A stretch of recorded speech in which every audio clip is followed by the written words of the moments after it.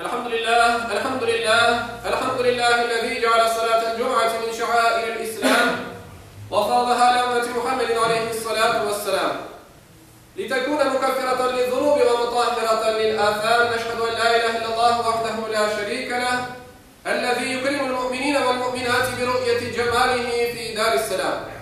ونشهد أن سيدنا وسندنا ومولانا محمدا عبده ورسوله المبعوث بالدعوة وهي إلى دار السلام. صلى الله تعالى عليه وعلى آله وأولاده وأزواجه وأصحابه وأتباعه وخلفائه الراشدين المرشدين المهديين من بعده ووزرائه الكاملين في عهده، خصوصا منهم على الأئمة خلفاء رسول الله على التحقيق أمير المؤمنين حضرة أبي بكر وعمر وعثمان وعلي وعلى بقية الصحابة والتابعين رضوان الله تعالى عليهم أجمعين. أيها المؤمنون الحاضرون، اتقوا الله وأطيعوه، إن الله مع الذين اتقوا والذين هم محسنون. قال الله تعالى في كتابه الكريم: أعوذ بالله من الشيطان الرجيم، بسم الله الرحمن الرحيم. قل إن كنتم تحبون الله فاتبعوني يحببكم الله ويغفر لكم ذنوبكم والله غفور رحيم. Sadakallahu azim. Çok aziz ve muhterem Müslümanlar, bizim bugünkü hutbemizin mevzusu sünnetke olan ihtiyacımız hakkında olacak. Muhterem Müslümanlar, Yüce Rabbimiz insanlarını yaratıp onların dünya ve ahiret bahtılığına erişmeleri için peygamberler vazifelendirgendir. Bütün peygamberler onlara yetiştirilgen emir ve yasaklarını yollanğan milletlerine yetiştirdiler. Yaşayışlarından ise insanlara misallerinin en yaxşısı oldular.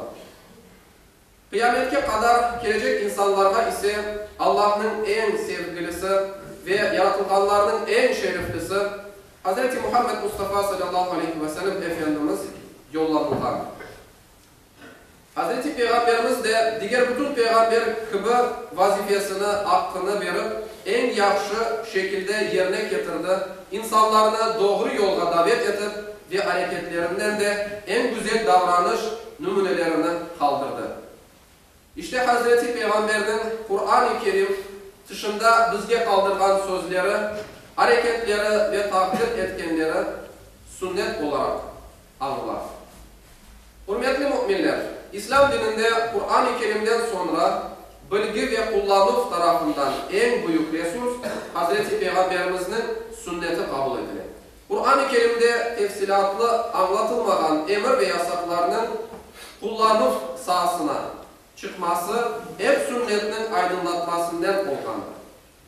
Abdest almak şekli, namaz kaç rekat olganı ve nasıl kılınacağı, zekatının nisab miktarı ve kaysı mallardan verileceği, hacının yapılış şekli gibi daha birçok ibadet nasıl yapılganı sünnetten bilinir.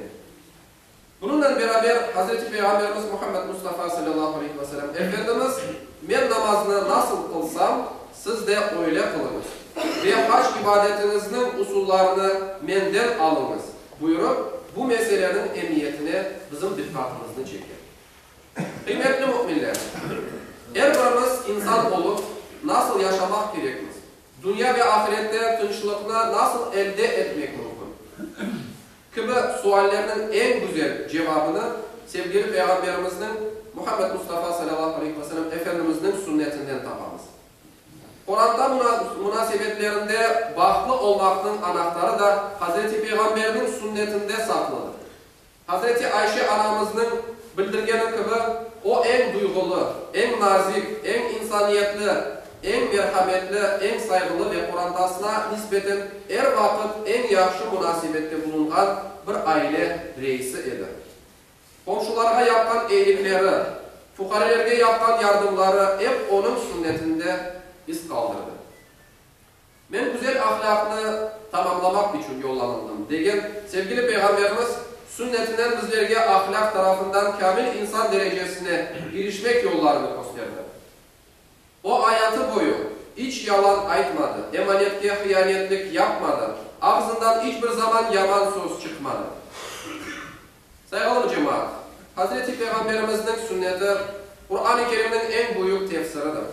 Bu sebepten sünnetke tabi olmak, Kur'an'a tabi olmak manasına gelir. Allah'a akdinen itaat etmek ve onun sevgisini kazanmak için sevgili Peygamberimizin sünnetine uymak gerekliliğini unutmamak gerekir. Hutbemizde Ali İmran suresinin 31. ayetinin manasından yekunlemek isteyim. Allah-u Teala bizlerge mukaddes kitabımız Kur'an-ı Kerim'de buyurar ki: Ey Muhammed! Ayet, eğer Allah'ını sevseniz bana tabi olunuz. Allah da sizni sevsin ve günahlarınızı bağışlasın. Çünkü Allah-u Teala çok bağışlayıcı, çok merhamet edicidir. Allah-u Teala cümlemizi mukaddes kitabımız Kur'an-ı Kerim'den, Peygamber Efendimiz'in sünnet ve yolundan ayırmasın. Ala inne ahsanel kelam ve ablagan nizam kelamullahil melikil azizil allam kema qala Allahu tebareke ve teala fil kelam ve izâ kuri'el Kur'anu festemi'û leh ve ansitû leallekum turhamûn.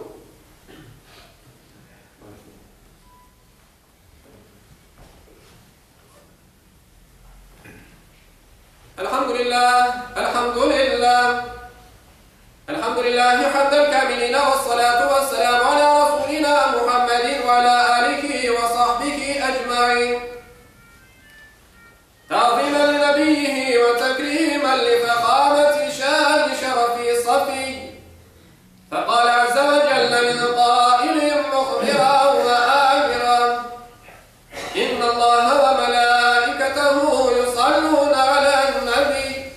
Ya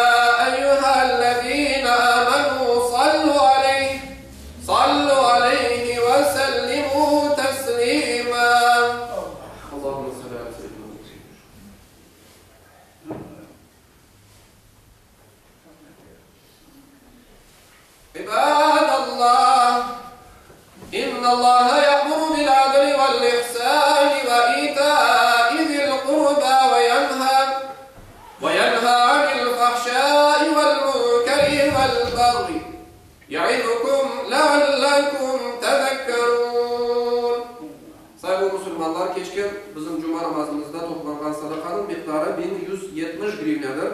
Toplam olarak ise 143.945 grivnedir. Allah-u Teala vermiş sadakalarımızı kılacak, cuma namazımızını yapacak, dualarımızdan kabul ve makbul eylesin.